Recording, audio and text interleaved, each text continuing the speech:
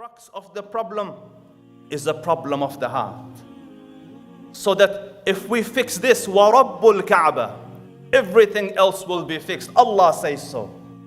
Allah says so. Listen, قال سبحانه وَمَنْ يَتَّقِ اللَّهِ يَجْعَلْ لَهُ مِنْ أَمْرِهِ يُسْرًا.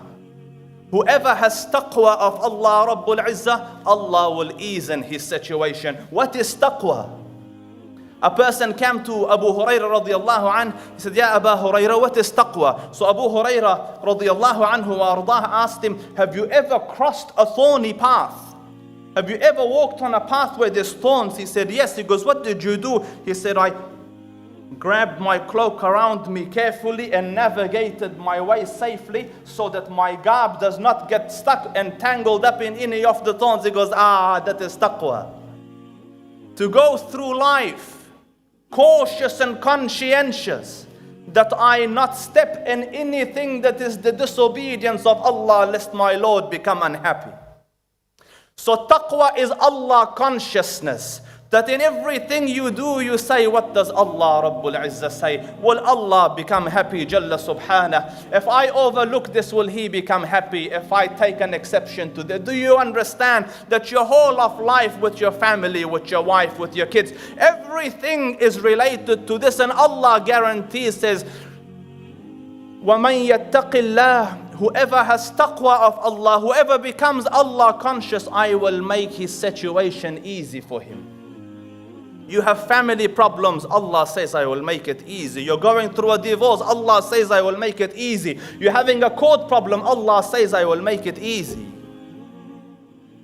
You have financial problems. قال سبحانه وَمَنْ يَتَّقِ اللَّهِ يَجْعَلْ لَهُ مَخْرَجًا وَيَرْزُقْهُ مِنْ حَيْثُ لَا يَحْتَسِبُ. If you have problems financially, Allah says, have my taqwa, become Allah conscious. Love me and remember me and fear me, and I will solve it. وَيَجْعَلْ لَهُ مَخْرَجًا, I will make a way out for you. Imagine this auditorium is blocked like it's all brick walls. If there's a door, makhraj is already there. No one needs to make a makhraj for you.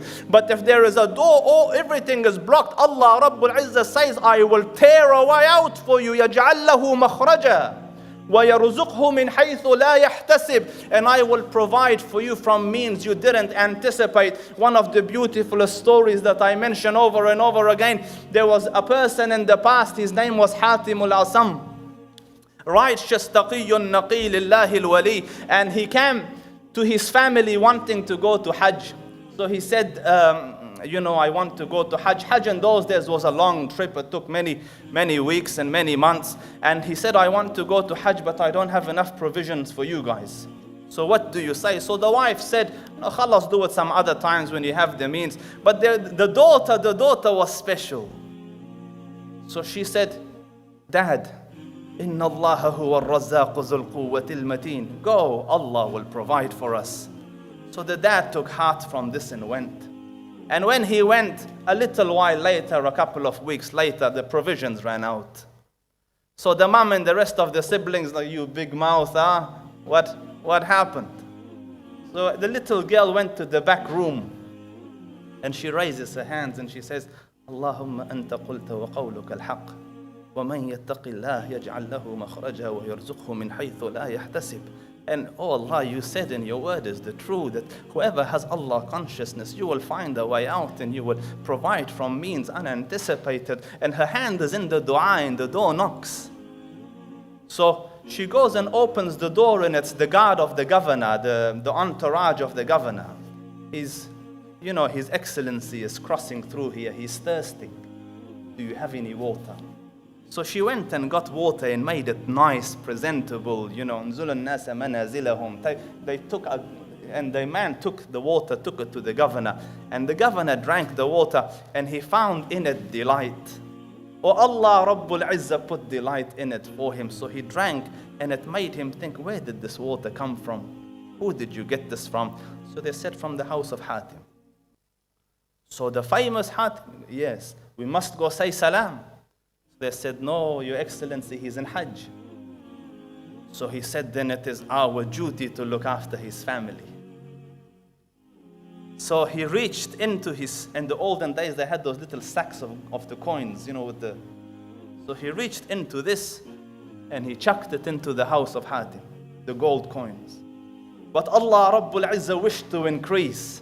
So the man looked at his entourage and said, whoever loves me, do as I have done. So all the entourage took their purses and chucked it into the house of Hatim. Pretty soon gold coins were loitering around on the floor and the little girl started to cry. So the mom said, woe be unto you. We were poor and dying. You are happy. Now money has come. You're crying. So she said, Allah, for an instant, a human looked at us with mercy and look at what had happened. Imagine if the Dhul Arsh al-Majid and Fa'alul lima yurid were to look at us with an eye of mercy, what would happen? وَمَنْ يَتَّقِ اللَّهِ يَجْعَلْ لَهُ مَخْرَجًا وَيَرْزُقْهُ مِنْ حَيْثُ لَا يَحْتَسِبْ. And you say, Ustaz, but I don't know how to deal with family. I don't know how to bring up kids. I'm having challenges. Allah Rabbul Izzah says, وَاتَّقُوا اللَّهَ وَيُعَلِّمُكُمُ اللَّهِ. Have taqwa, Allah will teach it to you. Have taqwa, Allah will show you the way.